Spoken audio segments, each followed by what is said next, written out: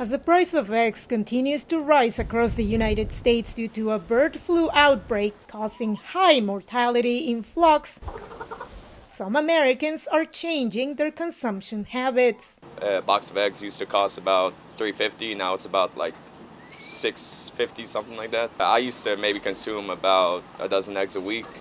Now eat maybe a dozen eggs 2 weeks. I remember eggs being much cheaper about 2.5 years ago, and then all of a sudden it skyrocketed again, and it's just horrible. That's one of the staples for everyday life.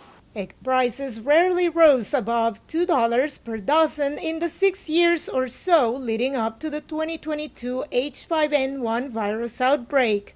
But the increase has been sharp since the end of last year, with consumers paying up to $7 per dozen eggs in January. The retailers who are buying the eggs wholesale, we've seen that retailers have started to pass those prices on to consumers. In order for the egg price to stabilize, we really have to see a stabilization in our supply, and that is going to require us to get a handle on avian influenza. Luke doesn't see that happening anytime soon. The USDA has estimated that the price of a dozen of eggs is going to increase about 20% here in 2025 as compared to 2024 levels. The American Egg Board told VOA in a statement that demand for eggs remains high, but acknowledged the highly pathogenic avian influenza has resulted in low egg supplies in several regions and with specific retailers, as well as higher prices.